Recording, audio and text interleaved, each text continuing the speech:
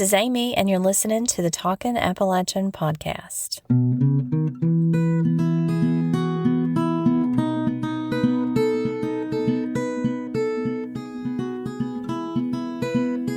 Welcome back to a brand new episode of Talkin' Appalachian. I'm so glad you're here. It's a new year. It's cold and very wintry outside. It's the perfect time to listen to podcasts if you can't get out. Today we're talking about how we speak and what it means when speech changes. I hope that you caught my interview in The Atlantic, which came out on January 6th of this year with Annie Joy Williams. And if you didn't, I have the link shared on our Facebook page and our Instagram. It's in Linktree and in our Patreon community. I was just thrilled when she called me and asked to talk about Appalachian dialects. And then I was even more thrilled when the article came out and I saw that Landon Bryant was there. I had podcasted with him last year, Jennifer Kramer from the University of Kentucky. I'm going to be podcasting with her very soon. So friends and colleagues included in the article talking about how we speak in the South and in Appalachia. Now, I do need to pause and clear up something that comes up all the time when we talk about accents and people use the phrase Southern drawl. So Appalachian speech patterns are not the exact same thing as Southern speech patterns. They do overlap. We've seen that time and time again. And that was one of the things in my podcast with Landon Bryant that we talked about was even though he's from Southern Mississippi, there are so many similarities to the way we sound in the mountains, but they're not interchangeable. So when The Atlantic talks about, or when Annie Joy Williams talks about the Southern drawl, she's referring to features that are tied to what linguists would refer to as Southern American English, especially the vowel shifts common in the Deep South and parts of the Piedmont area. It's the long, stretched out vowels, a slower cadence, the kind of drawl that many people picture when they think of a classic Southern accent. But Appalachian English is a regional dialect with its own history. So it developed, and if you listen to earlier episodes of the podcast, you know this. It was shaped more heavily by the Scots-Irish, the English, older British forms, later contact with African American Englishes, and Southern varieties. So the article in The Atlantic, and it does mention Talkin' Appalachian, which made me very happy, blends personal memories with recent linguistic research. It shows that the Southern vowel shift, or the set of sounds that makes words like time sound like time, is fading, especially among younger generations in urban areas. Annie Joy talked about research in Georgia and beyond that noted that the Southern drawl peaked in the mid-20th century among older Southerners, that migration and suburban growth and youth social networks have mixed dialects, so new generations sound less Southern than their elders. And young people today tend to adopt what some call a social media accent or a YouTube accent, which is a more neutral speech pattern with their peers. They're not just phonetic, they're cultural. They reflect how communities change and who we interact with and how we want to be understood in the wider world. But before all of that, before mass media and industry and migration patterns reshaped the way that people sounded, people spoke in rhythms of everyday life, so work and family and faith. My great-grandmother's voice, which I recorded decades ago from her home in Lee County, Virginia, captures that cadence. And Annie Joy asked me if I would share an excerpt from her oral history, and I did, and I'm going to play that for you now. And I wanted you to hear the way that my great-grandmother said it. Her name was Ethel Stanley Russell. She was cousins with the bluegrass singer Ralph Stanley. She talked a lot about him and about playing together on Ramsey Ridge in McClure in Dickinson County, near McClure in Dickinson County, where she grew up. And getting that, and I've talked about this repeatedly, that this is one of the things, collecting her oral history was one of the reasons why I ended up on this path that I'm on right now, especially with Appalachian Englishes and Appalachian culture. I sat with her for so many hours, like so many of you probably did with your grandparents. I sat with her on the porch and we broke beans. I went with her when she milked the cow. I walked with her to the garden. I spent so much time with her, and I didn't know it at the time, but it was such an education in life. But also, I didn't realize it at the time, but I was storing up all of the things that she said and the way she said them. Not just what she said, but the way that she said them. And so when I got her oral history, it was part of an assignment in college. When I got her oral history, I sat down with her, put a tape recorder under her chair so she wouldn't see it. And I didn't do it in secret. I told her I was doing it, but I knew if I didn't put the tape recorder away, she would focus on that and be very self-conscious about the way that she was talking. I took it and I bound it. I gave copies to my family. And then I made CDs of her voice and gave those to my family. And now I have that for my children. They can listen to their great-great-grandmother tell her life story. I wanted to dedicate this episode to her in particular, and also to my grandmother who passed away a couple of weeks ago. And that would have been the daughter of my great-grandmother, whose voice I'm going to share with you now.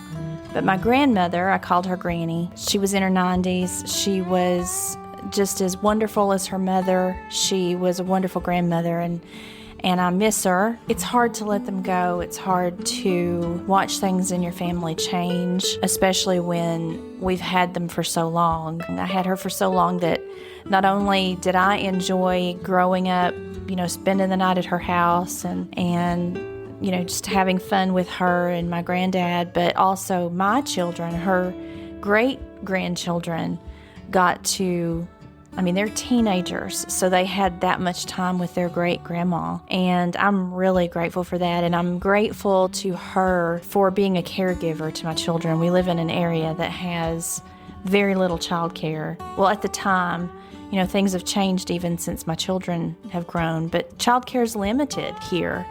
And we really rely on family members. We rely on people we trust to care for our kids. And I said this at her funeral, that was one of the last huge, amazing gifts that she gave to me, was caring for my babies. Because I knew when I left them with her, I left them in loving hands.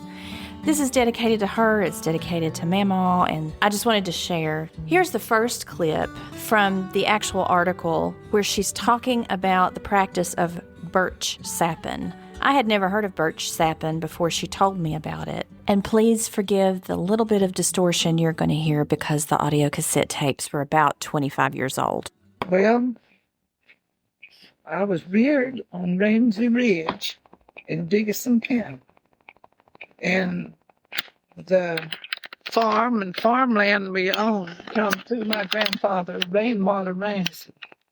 It was at the end of the mountain, but it was a pretty place, and he had people helped each other. The families that lived up on the mountain, they'd get together, and they had big families of boys, and men, and they'd all go in and build a house for the ones that got married, and they'd build them.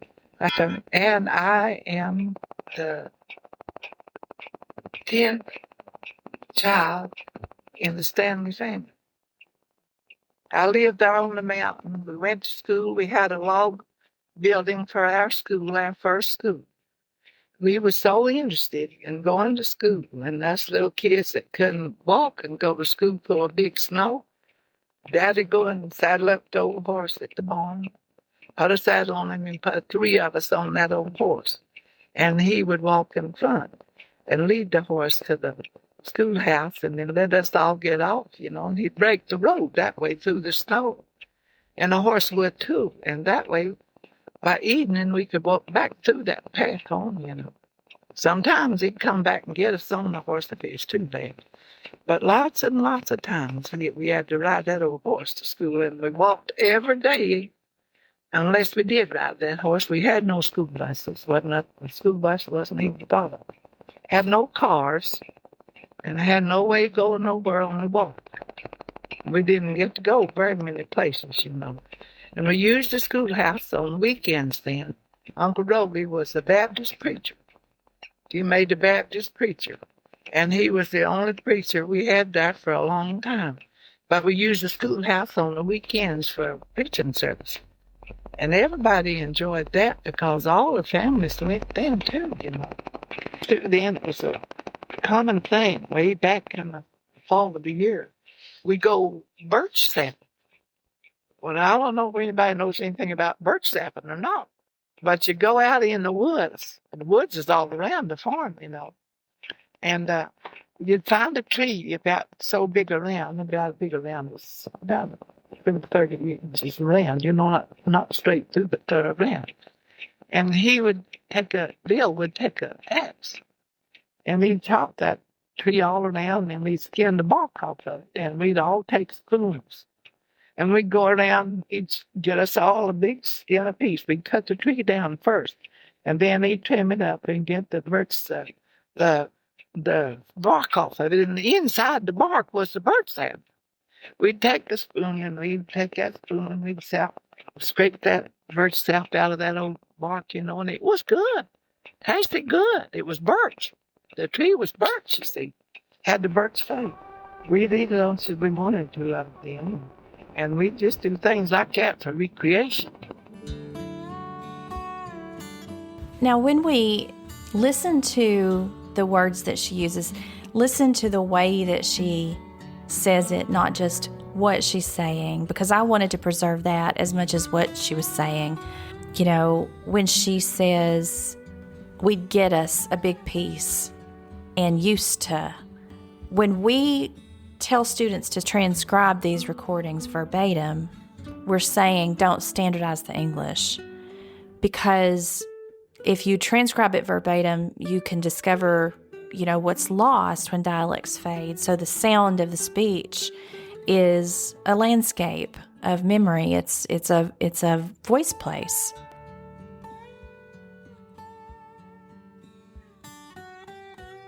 In this next excerpt, she's talking about recreation and things that they did for fun when they weren't working. She mentions the W.M. Ritter Company. W.M. Ritter had logging operations, and they employed a lot of men in the Appalachian region. They would come from far off sometimes and live in the camps and work there. So she mentions that as well, because her father and brothers were employed by W.M. Ritter. Just a little bit, maybe we want to do some kind of play work, and our dad told us we'd work right hard that summer, that he would take time to make us a croquet ground. So we lived out on top of the mountain, mountain on the east side, but it was flat over there, and places you could take it and rake it off, real flat. Well, he done that, and he had some big old chestnut logs that laid there. He butt them up one side of it, but the ground was made out of white sand. And when he got that all graded off real level and packed down good, we'd take it and we put a croquet, play croquet on. Some of the boys bought us the croquet set or the wickets, and we put them up, and we had them big old logs, great big logs, set to sit on for people to come and watch us play and sit on the logs in the shade of the big oak tree. It was shady and pretty there. And by that time, W.M. Ritter was coming in McClure, put up a big logging company down there, but they'd worked down there for him someday. And he got that croquet ground fixed, and the boys and men that come down there, from everywhere. They come in from North Carolina and Tennessee and everywhere to work for W.M. Ritter. And their weekends was kind of lonely. They found out about us having croquet ground fire, and they walk up that ridge there to the croquet ground, and we'd all have a big game of croquet going, and they'd play. A lot of the girls got struck on some of the boys from down in there, and they'd make dates with them. They had to play croquet all day.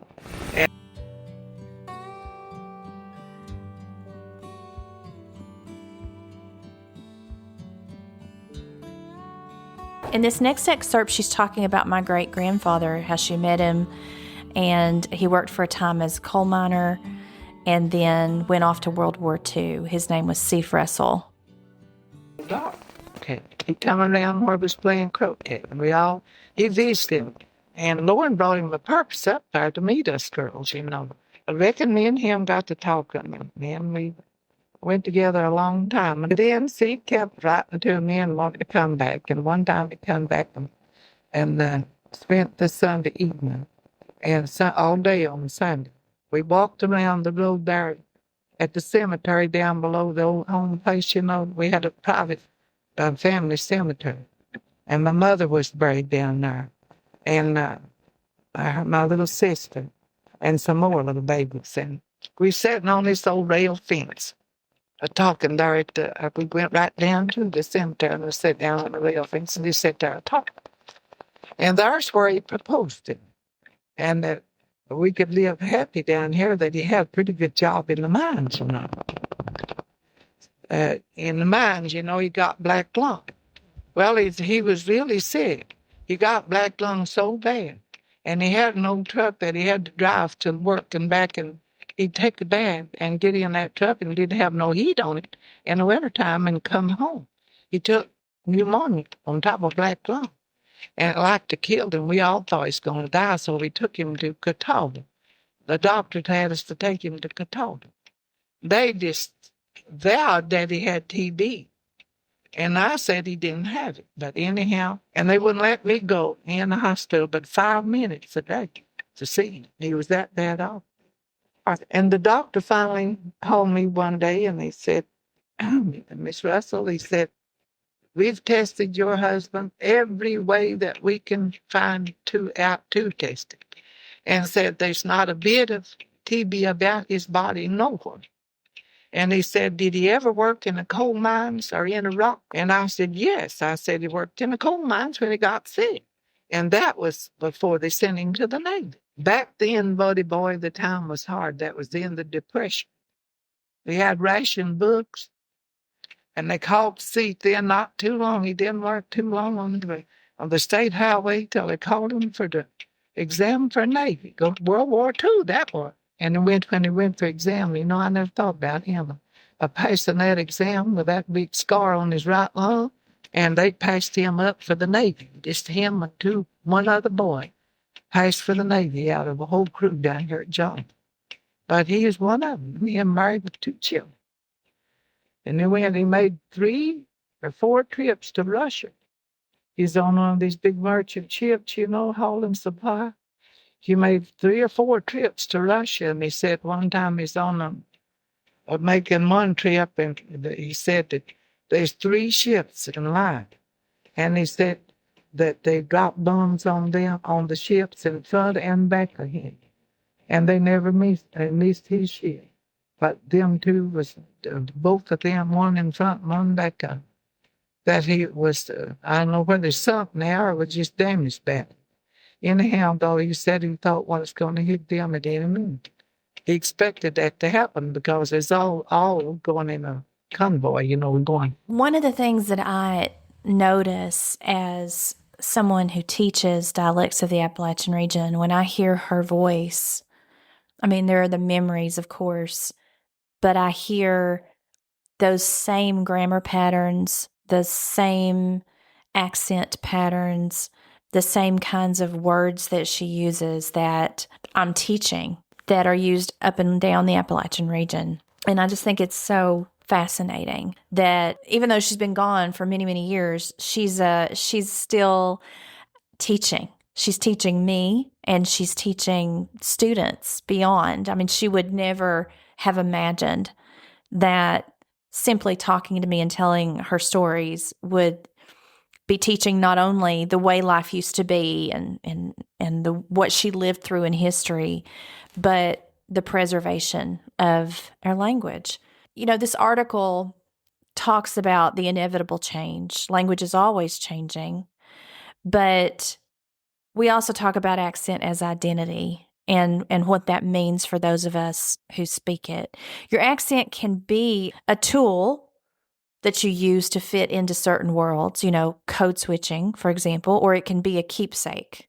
It can be a way of speaking that holds your community close to you, your ancestors close to you, the people that you love close to you. And my own relationship with my dialect changed over time, and it happens to a lot of people.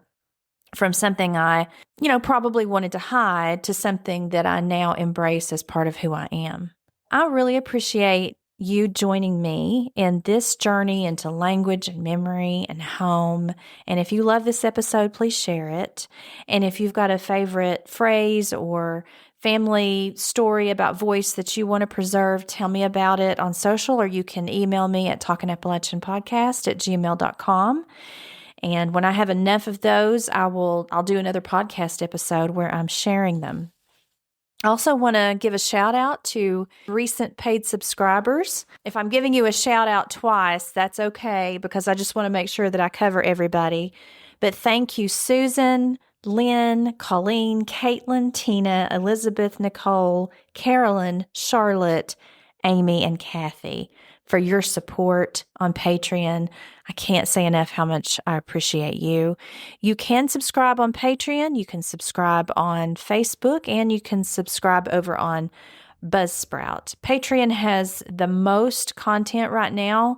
That's where I'm putting additional episodes, additional essays, announcements, and coupon codes. So I hope you'll join the community over there. You can support the podcast. And you don't have to sign up to support the podcast. If you'll just share it, if you'll give me a good review, go over to YouTube and subscribe and like them. All of that helps keep it active and fresh in the algorithm and helps get it out to more listeners. Thanks again. Stay warm and keep talking Appalachian.